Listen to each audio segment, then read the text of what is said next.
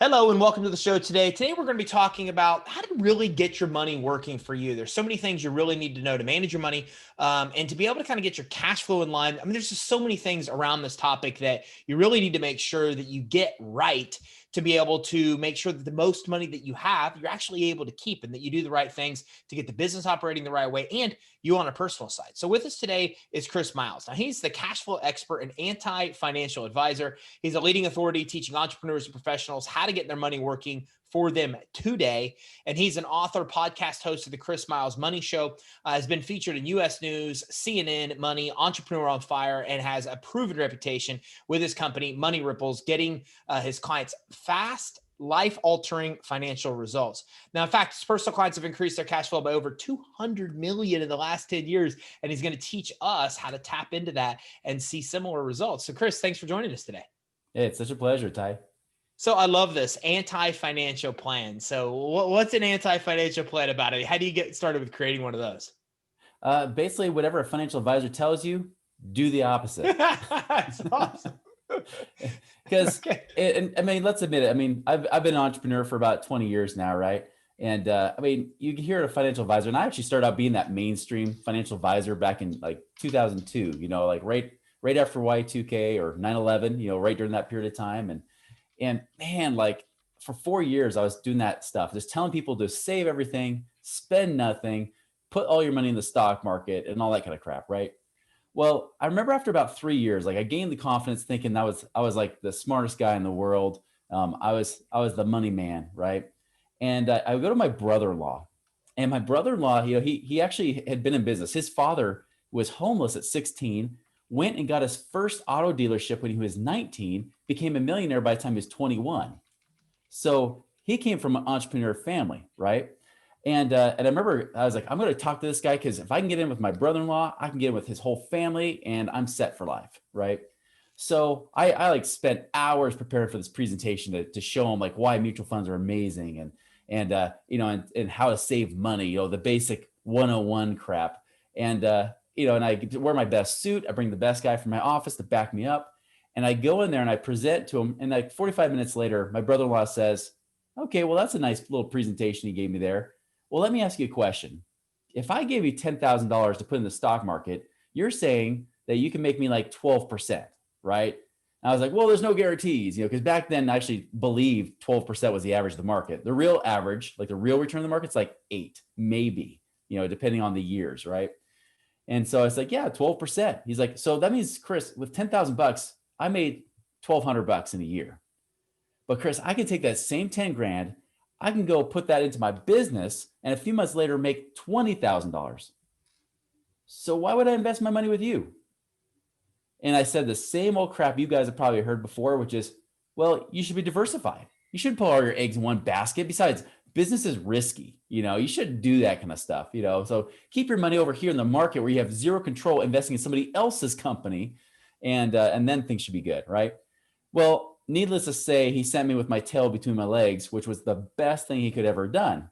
Because within a year, I realized, you know what? Real millionaires don't follow this stupid advice of, living on nothing, rice and beans, saving everything, trying to pay off all your debt like good boys and little girls, only to then come out on the other end broke. Like that's the reality. And that's really what an anti-financial plan is saying, hey, let's do the opposite. Let's actually invest in your business. Let's invest in other things that actually are proven that provide cash flow, because that's where freedom comes from, is that when you have more cash flow, you have more options. And when you have more options, that is when you have more freedom. That's powerful. What do you think that financial advisors don't get this? I mean, why do they kind of suck? Why are they doing things that aren't necessarily helping the clients? Is that they just don't really understand this? Which is kind of ironic because a lot of them are actually like self-employed like I was, right? So you think, hey, you're in business for yourself. Why would you apply the same principles from your business into real life, with your clients? But the truth is, think about it. All financial advice, right? All the financial wisdom, quote unquote, in the world, that all comes from financial companies, right? The financial companies are training the financial advisors, and they're paying off the financial experts that you hear on the media and stuff that say, buy this Vanguard fund, because that's going to be your ticket to freedom, right? Go do this, go do that. Like that, they're all basically salesmen in suits. is really what it comes down to when it comes to financial advising, right? They are trained by companies that make money off of you, where you throw your money in with them and they make guaranteed fees, where you gamble all your money in the markets, hoping and praying that you might make something.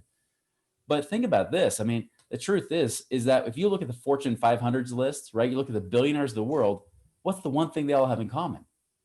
They're all business owners, right? Some of them are investors, but even then, they still have a business. Like, if you really look at evidence, and that's what I started to do after 4 years in the industry, I said, wait a minute, let's look at evidence here. Who are actually wealthy? It's not people putting their money in mutual funds. And here's the big kicker. Here's the thing you ask any financial advisor, because this is the thing that's going to stump them. Ask them, and this is what somebody asked me, which is what got me to change course, right? They said, how many of you guys, like, are you, as a financial advisor, are you financially free, not off the commissions you're earning off of selling this junk, but actually financially free from investing in these things? So could you quit right now, not make any money from this business, and still be okay? And the answer is no, every time. I've known guys in the industry for 30, 40 years, still have not saved enough, quote unquote, to live financially free. But I'll tell you, there are business owners out there that have made millions and billions of dollars. There's investors out there that have done it, but it's not investors in the stock market. They're usually investors in things like real estate, things that are more secure, things like that. That's where you find the evidence. Well, how do you get more education on this? I mean, that seems to be the problem because you know how it is, man. Every financial advisor says something completely different. So Oh how does yeah. somebody get the education they need to really make the right choices?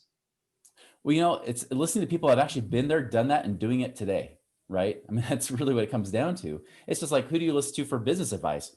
Those have actually been there, done that, and doing it today, right? And it's the same thing with financial stuff too. I mean, not to be self-serving, but I think my podcast is pretty cool. The Chris Miles Money Show. I mean, that's a great place to go. But it's not just me. I mean, there's a few lone voices in the wilderness. Like there's guys like Robert Kiyosaki. If you ever read Rich Dad Poor Dad, right, and some of his books, at least gets the mindset to help you question things. Now, granted, he'll never like give you any information that helps you like if the rubber really hit the road, right? It's all hypothetical, philosophical more. But you need that mindset shift first to do it. And I'll just tell you, like even if you just try to guess your way through it, I'm not recommending that, right?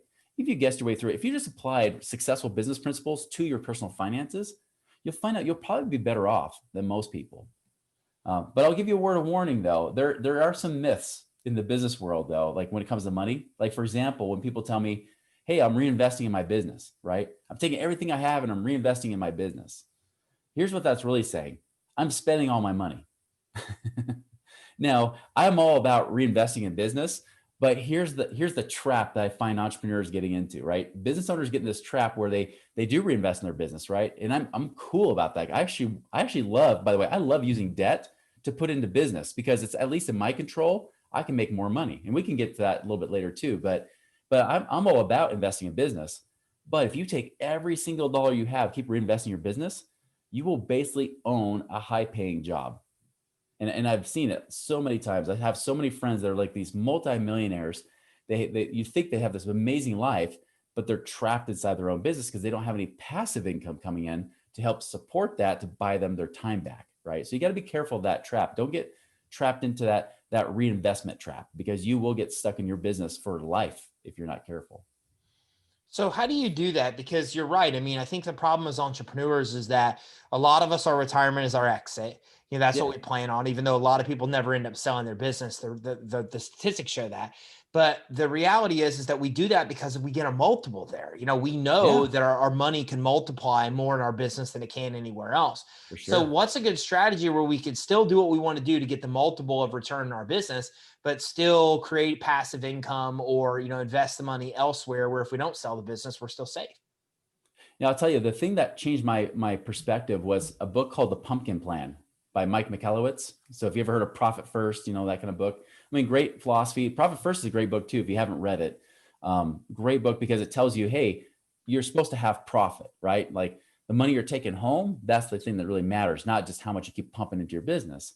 But the Pumpkin Plan talks about really like how to get rid of all the distractions, right? Like how to get rid of all the extra stuff that isn't really paying you that great of return and honing in on the ones that pay you the absolute best return.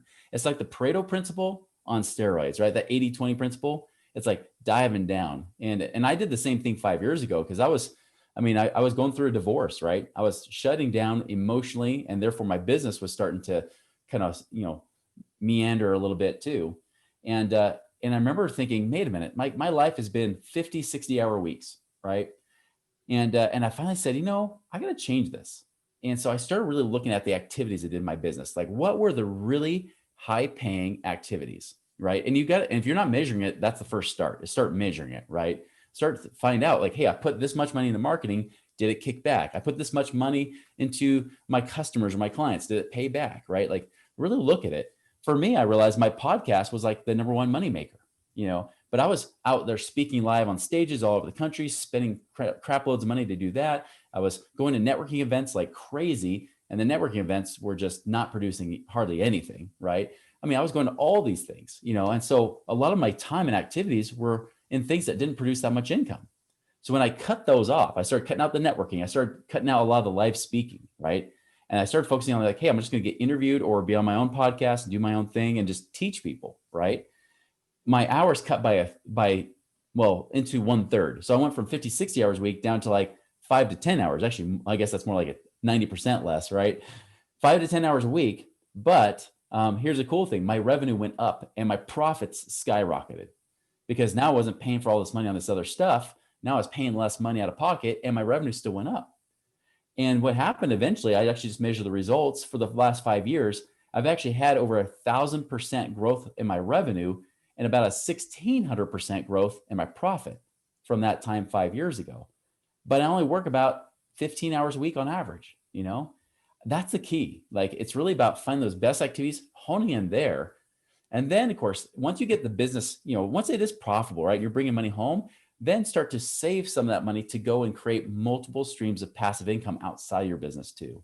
So I'm not saying don't invest in your business. In fact, that should be the number one place to start, especially if you're starting out. Everything is going into that, right? You focus there. But once you start to get some profit and you start to make some money, make sure that money comes back home, because trust me, your spouse will thank you for that. Money will come home, and then you can start reinvesting that to create multiple streams of income. So if anything shuts in your business because you're, quote unquote, not an essential business, as we saw this last year, right? You're not going to be in trouble where you're like scrambling, trying to make money and make payroll. One of the things you talk about is how to get your investment money to pay you twice. What's the deal with that? Yeah. So like, as you do get profitable, right, and you start to put away money, one thing I do, like, so most people just put their money in the bank, right? You put your money in there and it makes point nothing percent, right? And then you get taxed on point nothing percent. But what happens is that, you could actually get better paying savings accounts. So I personally use a whole life plan, like a whole life insurance policy. Now, if you get the traditional one from most whole life agents that, again, make their money off of your commissions and things like that, you're going to get screwed, right? I mean, to put it bluntly, like, you're not going to get a very good deal. But you can find ways to have it designed. That's one thing I've started to do since I've come out of retirement the last 4 years. You design it just the right way with lower costs. You can actually get it to be a tax-free savings account that you can then leverage, not just like as a savings account, but you can actually leverage as like a line of credit. You can have banks lend you money as a collateralized line of credit. So right now there's banks lending you at 3.25% on that money. But here's the cool thing. That money's paying you like 5-6% tax-free. So you're creating the same thing that bank does, right? When the bank borrows money from you in the form of savings, they pay you point nothing percent, but they'll loan it back out to you at a car loan or a home loan at like 3%. And they're making a killer on the interest. You could do the same exact thing being like the bank, where you could actually leverage the bank at a lower interest rate while you're making the money inside that life insurance policy at a higher rate. And it's tax-free. It's also, in most states, protected from lawsuits and creditors. So even if you have millions of dollars in there, they can't touch it. You have millions in your IRA, they can touch it. You have millions in your bank account, they can touch it, right? Especially if they sue you and win. But if it's in here, they can't touch it. So it's like a protection strategy, but it's also a great place to store cash that makes you a better return than nothing in the bank. Makes perfect sense. What about financial tools? Any tools that we can use to help us figure this out? Yeah, there's, like I said, there's lots of stuff. I wouldn't say there's tools. Like, I don't use apps and things like that because I haven't found an app that educates me well, right? But I'll tell you that the thing that's helped me the most is I like to do for myself. I love turnkey real estate. So for those that don't know what that is, turnkey real estate is you buy a property but you don't have to deal with the tenant, the toilets, or the trash, right? You get a property manager to do all the work for you. You just collect the rent checks after you buy it. So the cool thing is like I'm buying 2 properties in Alabama right now. I live in Utah, by the way. I buy out of state. Nothing on the western half of the United States really looks good right now. Like mostly it's Midwest, Southeast. Even out near your neck of the woods in Florida, there's even some decent properties out there, right? Well, I look out there because I know like I can drop $90,000 down on those properties and I'll make roughly about 900 or so dollars a month, not including appreciation, not including the tax benefits, because I can basically get tax-free money off of that income, and not including the fact that if there's any growth in it, I get this like 4 or 5 time multiplier effect. So if the market appreciates 5%, I make 20 or 25% on those properties, and I do nothing for it, right? Like I just have to buy it. That's my job, right? I buy it. And then from there, the property manager deals with all the headaches, if there are any headaches, so that's the kind of thing I like doing. It's not saying that's what everybody has to do, but I'll tell you right now, looking forward, if it's not in your business, you should be looking at real assets. Don't be going buying crappy mutual funds that aren't real. It's just paper, right? There's no reality behind it, And again, like I said, the priority should be investing in your business before everybody else's business, right? But as you start to say, hey, I've got extra cash coming in, do I just let it sit here? Because if I keep putting in my business, at some point you start to find a diminished rate of return if you keep throwing money in a business and it doesn't quite do it. 'Cause more money doesn't equal more profit, right? So if you got the extra money, great. Put it somewhere else. You got real assets that start paying you on the side, just creating that extra little buffer, that extra freedom. That's the key. What about your financial goal? How do you figure out what that goal should be? Like, what are you trying to strive for? I always ask people, what's your cash flow goal, right? Like what's that, financial independence number? What's that number that you would have to earn to at least pay for your expenses, right? Pay for your expenses at home, for example.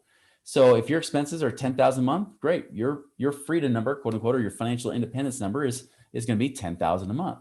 The question's got to be, how do I get to 10,000 a month more from either residual through my business or passive through my investments, right? And I separate those on purpose because like I've got residual income coming through my business that happens because of joint partnerships that I have with different companies, right? That we work with.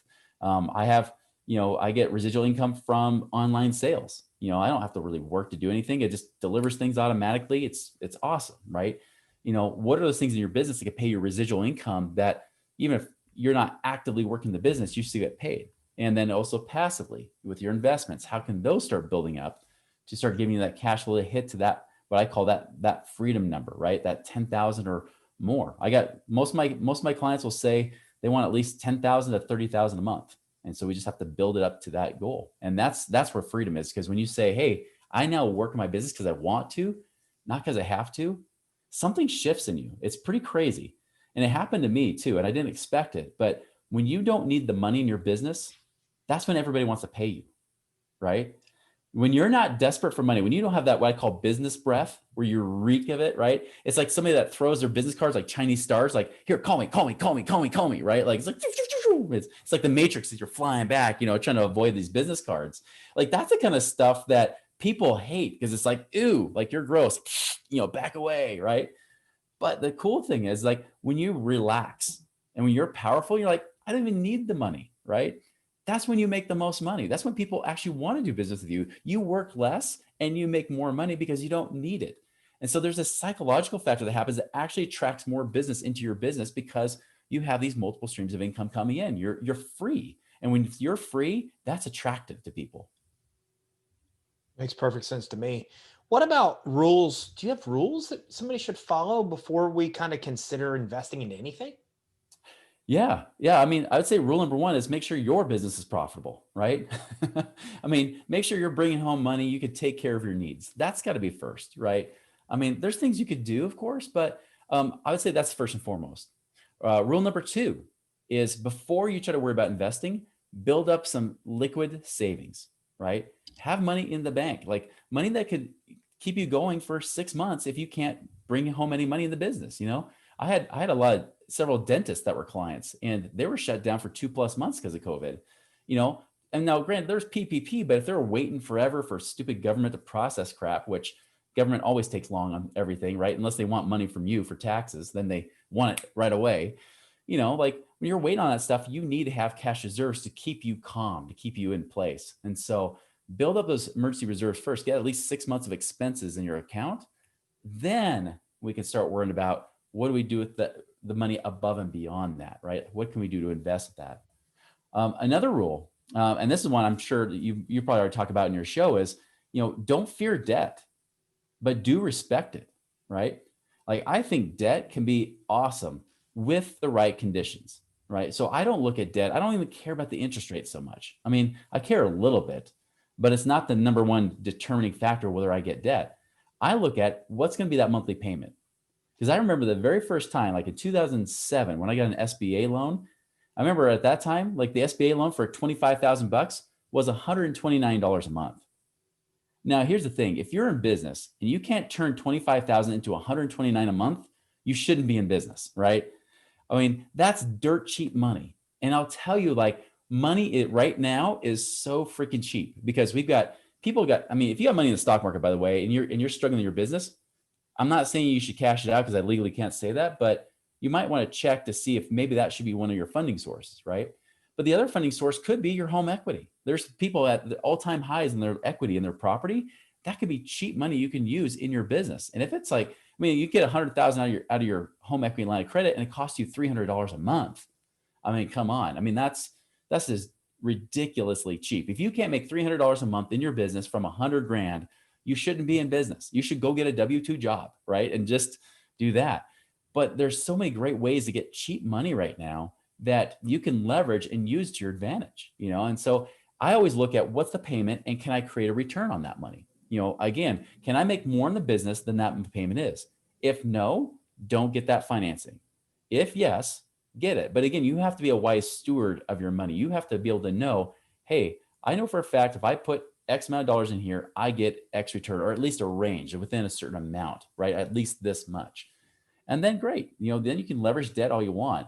But it's funny how the traditional world, like the Dave Ramsey's of the world, say, don't you ever use debt. It's a trap. You're going to die. Well, here's the truth. Dave Ramsey talks to people that make 30, 40,000 a year. He's talking to broke people that will never start a business, and he's telling them to live by rules that in the business world are ridiculous. Because if corporations, the biggest companies in the world, love leveraging debt, like I remember showing a business group, Apple, showing Apple. This was about 5 years ago. Apple had like freaking like 300 million of debt, right? But they had 500 million of cash. If the whole goal to be debt free was that, why didn't they just pay it all off with their cash and still have 200 million sitting around left over? They didn't do that, right? They're like, no, we're going to leverage the crap out of that stuff because we can make profit. And that's the key is if you're going to use debt, make sure you can be profitable with it. That's one of my big, big rules with debt. What kind of investments do you really recommend people look into?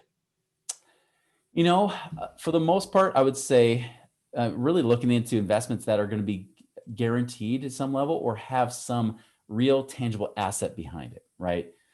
So I mentioned like real estate, but the funny thing is within real estate, there's so many different aspects of real estate inside of it, right? So for example, in real estate, I mean, you've got not only you could buy properties to rent out, right? But you could also go into funds where maybe you buy into a percentage of an ownership, a partnership in like an apartment building. Now here's the key. You have to know that the operator is good. You have to know that they've done this time and time again, where I call it's boring is sexy, where they've done it so many times. It's like they know it like the back of their hand, just like any business owner, right? You've done a strategy so many times, you can make X amount of returns because you've done it so much, right? It's just boring to you.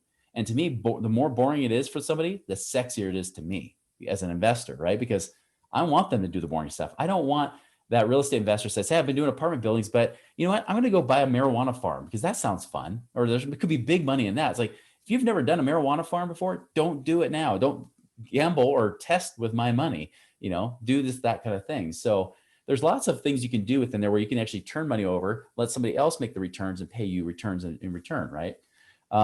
Another thing too, especially if you're in business and say you get your business to a point of systems, right? Where now you can step away from your business a little bit more. Now you're more managing it. You could always do more businesses. It could be the same type of business. It could be, you might look for a more passive option with franchises. I actually was looking for myself. I looked at 4 different franchise options that were, there's a little bit upfront work, maybe 20 hours a week for the first few months. And then after that, it's like 5, 10 hours a week to manage it. And that could create a good 6-figure income just from that alone, right? Um, that's an option you can look at. You could always look at franchises that maybe have more passive options as you become more stable in your own business. But again, warning, I've learned this from personal experience. I tried to launch 5 businesses at once, doesn't work. My income dropped overall. My total income dropped. When I narrowed it down and focused on just like 1 or 2 and got those set first, and then one at a time added streams of income in, that's when my income skyrocketed. So you got to be careful about those multiple streams of income, not just try to throw it all at once. What about how much of your income should you really invest? I would say this. I mean, it's different for everybody, but I actually have a podcast I'm producing right now about, for your profits, 75%, you could say, hey, I can reinvest that back in the company. 25%, you pay yourself, right? And that's just a rule of thumb. You can make it more, you can make it less, but you can say, hey, listen, like out of all my profits, maybe some of it stays with the company, but let's bring 25% of those profits home, and then I can go and reinvest in something else to generate income. Now, if you get to the point where you're like one business owner I had out in Hawaii where he had just like 500,000-600,000 sitting in cash, and he's like, it's just been sitting here, it's doing nothing. Okay, maybe there's a place we can put it where it can actually generate a better return than sitting in your crappy bank account, right? But work and get into that point first. Make sure you build up your reserves, and then as you start having that extra reserve, that money, that emergency money's in place, then you can start looking at taking more of those profits, a higher percentage of those profits home. What are some other secrets you think to really get your money working aggressively for you? Like earlier, you gave a great tip about really being able to get your money to pay you twice. What are some of those other kind of secrets that you found to really get your money working for you aggressively? I would say this is, when I look at my money, I'm always looking at ROI, right? What's my return on my investment? Um, you got to track your numbers. I mean, that's it. You got to track my numbers in your business. And some of you guys do great in your business, but you do crappy at home, right? Start tracking your money. So business, obviously the easy thing is like QuickBooks, using like system like that to actually start tracking it automatically. The thing I love about QuickBooks and the systems nowadays versus the old days when we started was, they learn, right? Like when you start saying, hey, this expense is in this category, pretty soon it starts saying, oh, there's that same expense again. Categorize it automatically, right? You don't even have to think, which is great. You have to manage it and control it and make sure it's done correctly, but you can go through and just boom, boom, boom, start knocking it off. Here's the key though, in your business specifically, make sure that you're printing off like those, looking at those profit and losses more than once a year or more than even once a month.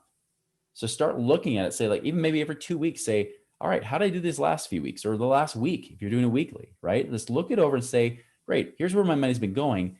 Is it creating a return? Am I getting my money back? Like every employee I hire should produce more than when I'm paying them or they're not worth having, right?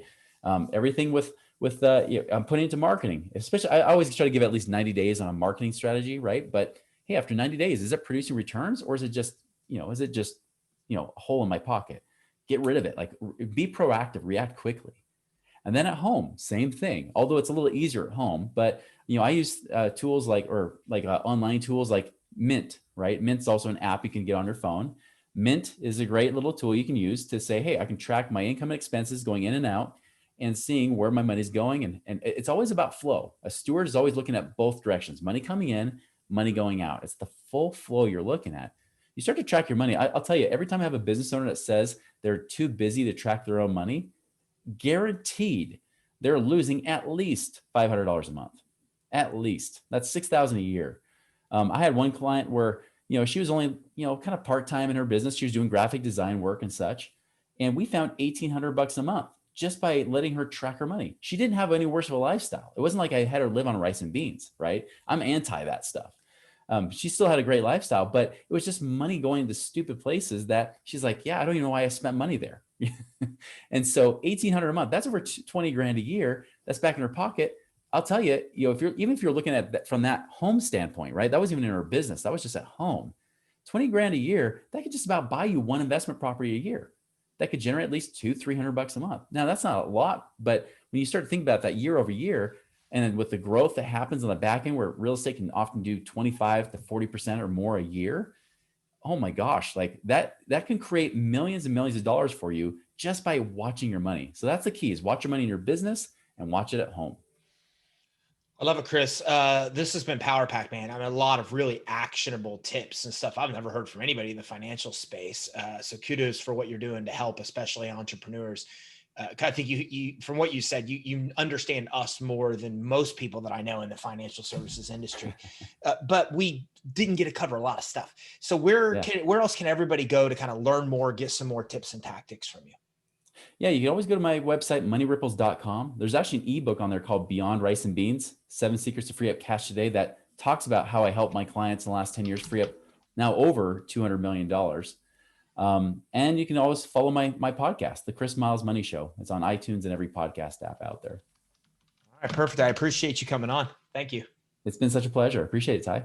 So make sure you visit, make sure you do two things. First of all, his podcast is phenomenal. I mean, when you really want actionable info on your business and personally what to do with your money to be able to maximize it, you really want to listen to this show. And again, it's the Chris Miles Money Show. So tune into the Chris Miles Money Show.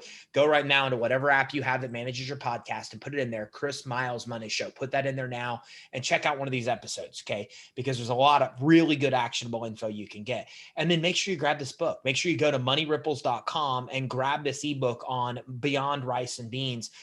There's so much stuff on his website that you're going to be able to get, but right there, just from the podcast and from this ebook, there's so much valuable information you're able to get. So make sure you take us to action steps right now. Make sure you grab this podcast, Chris Miles Money Show, and make sure you visit moneyripples.com to grab the free ebook, Beyond Rice and Beans. Do that right now so you can really make sure that you have your money working for you. I'm going to give you tips to you almost double dip and get your money to pay you twice. And that was just scratching the surface of what you can learn. So make sure you tune into the podcast. Make sure you grab your free ebook so you can get your money working properly for you. Thanks for tuning in. Have a great day.